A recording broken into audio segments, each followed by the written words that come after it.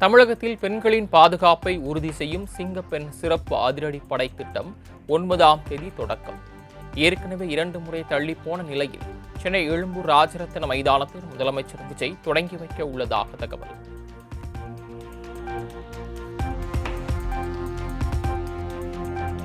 டெல்லியில் நாளை நடைபெறவுள்ள இந்தியா கூட்டணி கூட்டத்தில் 23 கட்சிகள் பங்கேற்பு.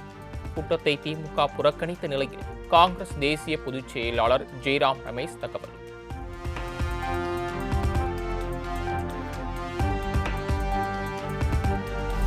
இந்தியா கூட்டணியில் இடதுசாரிகள் உள்ளதாக மார்க்சிஸ்ட் மாநில செயலாளர் சண்முகம் விளக்கம். இந்தியா கூட்டணியில் திமுகவின் நிலை குறித்து விரைவில் தெரியும் என கருத்து. மார்க்சிஸ்ட் கம்யூனிஸ்ட் கட்சியை பொறுத்தவரை இந்தியா கூட்டணி நாங்க உட்பட சேர்ந்து உருவாக்கப்பட்ட கூட்டணி. பிஜேபி அரசுக்கு எதிராக, பிஜேபியினுடைய மதவெறி நடவடிக்கைகளை எதிராக நாங்கள் அனைவரும் சேர்ந்து உருவாக்கியது இந்தியா கூட்டணி. அதனால மார்க்சிஸ்ட் கம்யூனிஸ்ட் கட்சி, இந்திய கம்யூனிஸ்ட் கட்சி உட்பட இடதுசாரி கட்சிகள் அதில் உறுதியாகிறார்கள்.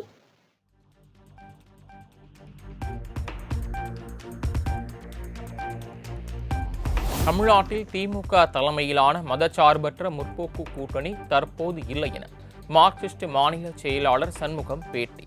ஒத்த கருத்துடைய பிரச்சனையில் திமுகவோடு இணைந்து மார்க்சிஸ்ட் கம்யூனிஸ்ட் கட்சி போராடும் எனவும் திட்டவட்டார். கூட்டணி என்றே ஒன்று இல்லை. திமுக கூட்டணி நாங்க இருக்கிற மாதிரி என்றதில்லை. மதச்சார்பற்ற முற்போக்கு கூட்டணி என்பது இப்போது இல்லை. அதே நேரத்தில் தமிழ்நாட்டுடைய நலன் சார்ந்த பிரச்சனைகளில் மார்க்சிஸ்ட் கம்யூனிஸ்ட் கட்சி, திராவிட முன்னேற்ற கழகத்தோடு ஒத்த கருத்துடைய பிரச்சனைகளில் சேர்ந்து நாங்கள் போராடுவோம்.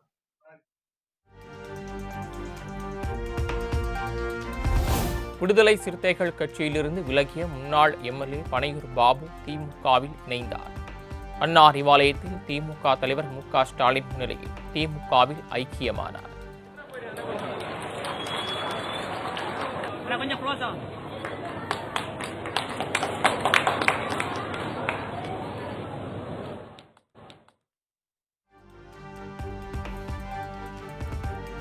மூன்று மாதம் கூட தாங்குமா என்ற கேள்விக்குறியோடுதான் இந்த ஆட்சி நடக்கிறது. மாற்றுக் கட்சியினர் இணையும் நிகழ்வில் திமுக தலைவர் ஸ்டாலின் பேச்சு. இன்றைக்கு நாட்டிலே நடந்து கொண்டிருக்கக்கூடிய ஒரு ஆட்சி எப்படிப்பட்ட ஆட்சி என்பதை பற்றி எல்லாம் நான் அதையும் சொல்ல வேண்டிய அவசியம் இல்லை. ஏற்கனவே இந்த ஆட்சி பொறுப்பேற்ற நேரத்தில் சொன்னேன், 6 மாதத்துக்கு நான் பிரச்சனை பேச போவதில்லை.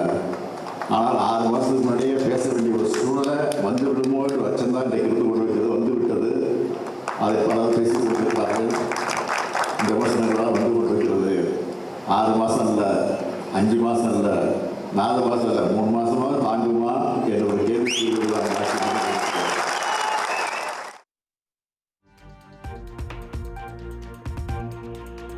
மக்களால் தேர்ந்தெடுக்கப்பட்ட தாவேக ஆட்சியை 3 மாதங்கள் கூட தாங்காது என கூறுவதா திமுக தலைவர் மு.க. ஸ்டாலின் மற்றும் அதிமுக பொதுச் செயலாளர் இபிஎஸ்ஸின் கருத்து தவறானது என மார்க்சிஸ்ட் மாநில செயலாளர் சண்முகம் காட்டம். ரொம்ப தப்பானது சார். அதாவது ஒரு 1.25 கோடி மக்கள் ஓட்டு போட்டு ஒரு ஆட்சியை தேர்ந்தெடுத்திருக்கிறாங்க. அது 1 மாசம் கூட தாங்காது, 2 மாசம் தாங்காது. இதெல்லாம் என்ன பேச்சு? இதெல்லாம் ரொம்ப தவறானது. ஒருவருடைய அவர்களுடைய எடப்பாடி சொன்னாலும்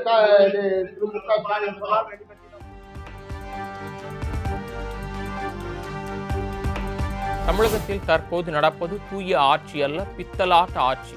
மாற்றத்தை விரும்பிய மக்கள் இந்த ஆட்சியின் பேராபத்தை விரைவில் உணர்வார்கள் என டிடிவி தினகரன் பேச்சு.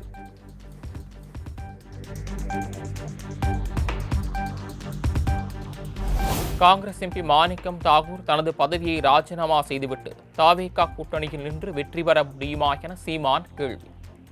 தமிழகத்தில் காங்கிரஸ் தனித்து நின்றால் டெபாசிட் கூட வாங்க முடியாது எனவும் விமர்சனம்.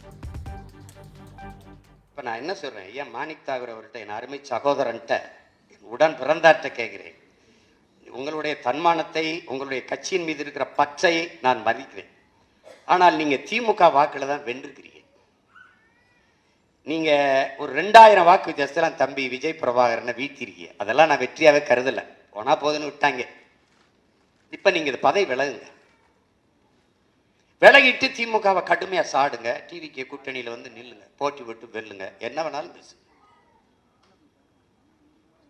என் வீட்டு சோத்தை தின்னுட்டு உடம்பை வளர்த்துக்கிட்டு என்னை எதிர்த்து பேசுறதெல்லாம் எவ்வளவு அநாகரிகம். நீ திமுக காரன் ஓட்டுல வென்றுட்டு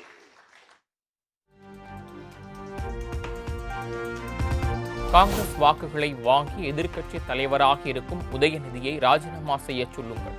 அடுத்த 24 மணி நேரத்தில் ராஜினாமா கடிதத்தை கொடுக்கிறேன் என சீமானுக்கு காங்கிரஸ் எம்பி மாணிக்கம் தாக்கூர் சவால்.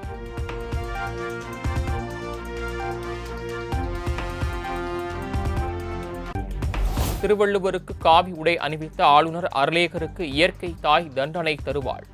சென்னையில் ஆளுநர் அர்லேகரை கண்டித்து மதிமுக சார்பில் நடைபெற்ற ஆர்ப்பாட்டத்தில் வைகோ ஆவேசம்.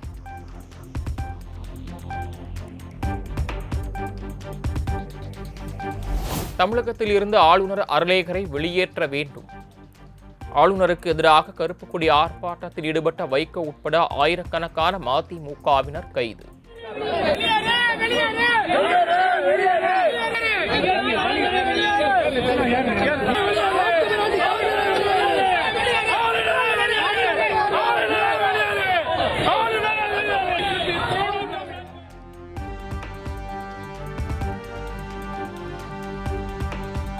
தமிழகத்தில் இரவல் எம்எல்ஏக்களின் தயவில் டெம்பரவரி அரசை நடத்துகிறது தாவேக.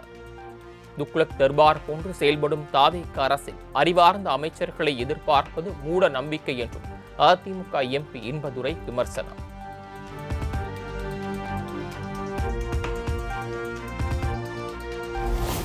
தாவேகாவை தீர்த்து கட்ட போகும் சக்தி நாங்கள்தான் என அதிமுக ஐடி பிரிவு எக்ஸ் பதிவு.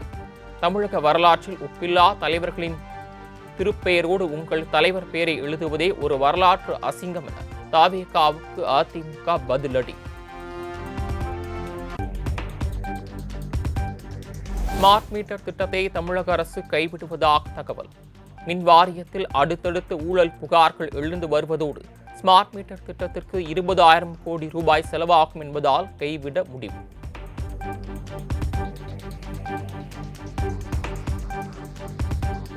ஸ்மார்ட் மீட்டர் திட்டம் நிறுத்தி வைக்கப்பட்டதாக வந்த தகவல் உண்மையில்லை என அமைச்சர் நிர்மல்குமார் விளக்கம்.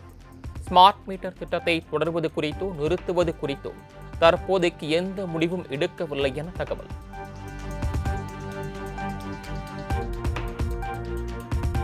பலமுறை பிளாப்பான படத்தை வேறு பேரில் ரிலீஸ் செய்தால் எப்படி ஈடுபடும்?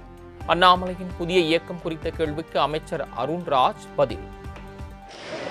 பாஜக பல விதங்களில் முயற்சி பண்ணி தமிழகத்தில் தொடர் தோல்வினால் திருப்பி இன்னொரு முயற்சி எடுத்திருக்காங்க. இப்போ நார்மலாக ஹிட்டான படம் ரீரிலீஸ் ஆனாலே மக்கள் பார்க்கறதுக்கு வர மாட்டாங்க. ஒரு சில பேரோட படம் தான் ரீரிலீஸ் பண்ணால் பார்க்க வருவாங்க. ஏற்கனவே பல முறை ஃப்ளாப் ஆன படத்தை திருப்பி வேறு பேர் ரீரிலீஸ் பண்ணால் அது எப்படி எடுபடும் தெரியல. கண்டிப்பாக தோல்வி நிச்சயம்தான்.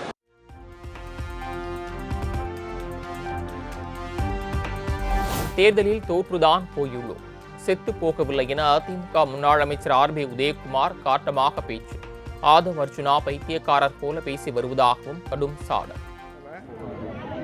இப்போது இந்த காட்சிகளை எல்லாம் பார்க்கிற போது நம்மளை பார்த்து சில சில்லற பயலுக சிரிக்கிறானுங்க. நாங்கள் தேர்தல் களத்தில் தோற்றுத்தான் போயிட்டோமே தவிர செத்து போகலை. தம்பிகளா புரிஞ்சுக்கங்க, வாழ்க்கையில் நாங்கள் எத்தனையோ இழந்திருக்கிறோம். உங்களையும் பார்ப்போம், எத்தனை விஜய் வந்தாலும் நாங்கள் பார்ப்போம்.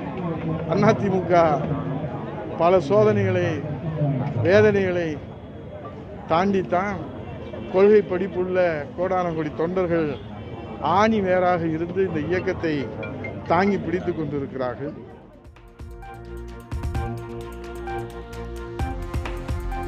அரசு வேலை வாங்கி தருவதாக பண மோசடியில் ஈடுபட்டதாக குற்றம் சாட்டப்பட்ட செந்தில் பாலாஜி மீதான வழக்கை விசாரிக்க ஆளுநர் அர்லேகர் அனுமதி. விரைவில் வழக்கு விசாரணைக்கு வரவிருப்பதால் செந்தில் பாலாஜிக்கு சிக்கல்.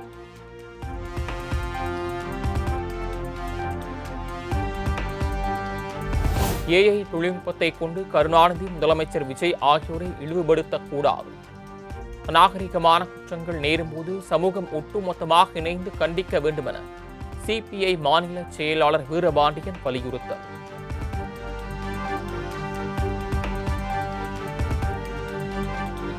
மதவாத சக்திகளுக்கு எதிரான தமிழ்நாடு அரசின் அனைத்து நடவடிக்கைகளுக்கும் விசிக உறுதுணையாக இருக்கும். அமைச்சரும் விசிக துணை பொதுச் செயலாளருமான வன்னி அரசு உறுதி.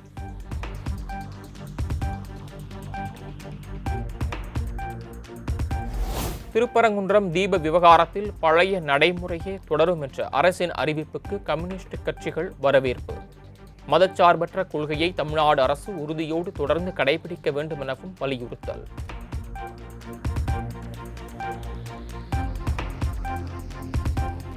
பென்ஸ் படத்தின் படப்பிடிப்பு பணிகள் வரும் 10ஆம் தேதி முடிவடைய உள்ள நிலையில் ஜூன் 11 முக்கிய அறிவிப்பை வெளியிட உள்ளேன். திருச்சி கிழக்கு தொகுதியில் ராகவா லாரன்ஸ் போட்டியிட உள்ளதாக தகவல் பரவிய நிலையில் எக்ஸ் தளத்தில் பதிவு. சங்கராபுரம் அருகே 100 நாள் வேலை உறுதி திட்டத்தில் முறைகேடு நடப்பதாக புகார். வேலையை தடுத்து நிறுத்தி அதிகாரிகளிடம் வாக்குவாதத்தில் ஈடுபட்ட தாவேகாவினரால் பரபரப்பு.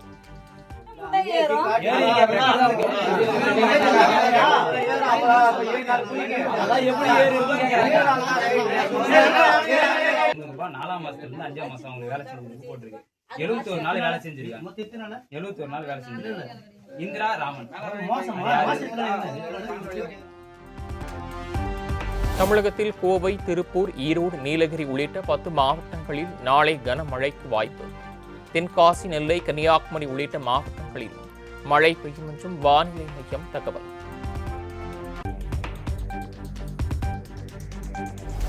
ஜூன் 21ஆம் தேதி நடைபெறும் நீட் மறுதேர்வுக்கான ஹால் டிக்கெட்டை இணையத்தில் பதிவிறக்கம் செய்து கொள்ளலாம். வினாத்தாள் கசிவால் கடந்த மாதம் 3ஆம் தேதி நடைபெறவிருந்த தேர்வு ரத்து செய்யப்பட்ட நிலையில் அறிவிப்பு.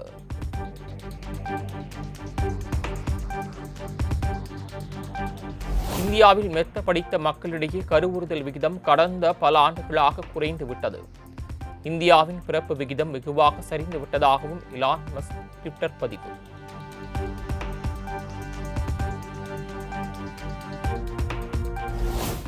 பாலிஸ்டிக் மற்றும் குரூஸ் ஏவுகணை உற்பத்தியை அடுத்த 5 ஆண்டுகளில் 2.5 மடங்கு அதிகரிக்க வேண்டும். வடகொரிய பாதுகாப்பு தளவாட உற்பத்தி நிறுவனத்திற்கு அதிபர் கிம் ஜாங் உன் உத்தரவு.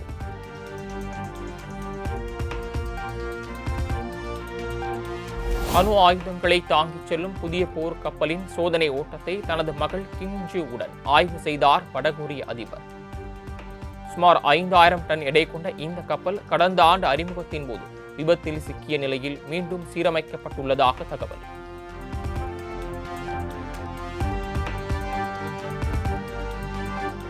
ரஷ்யாவின் பல்வேறு பிராந்தியங்களின் கலாச்சாரங்களை வெளிப்படுத்தும் வகையில் தாயகம் என்ற பெயரில் கலை நிகழ்ச்சி. ரஷ்யாவின் ரெட் ஸ்கொயரில் நடைபெற்று வரும் 4 நாள் தேசிய புத்தக திருவிழாவில் இளசுகள் அசத்தல். தென்கிழக்கு ஐரோப்பிய நாடான கொசாவா மற்றும் மேற்காசிய நாடான ஆர்மீனியாவில் நாடாளுமன்ற தேர்தலுக்கான வாக்குப்பதிவு விறுவிறுப்பு. கொசோவா நாட்டில் 18 மாதங்களில் 3வது முறையாகவும், ஆர்மீனியாவில் ரஷ்யாவின் அச்சுறுத்தல்களுக்கு இடையே மக்கள் வாக்களிப்பு.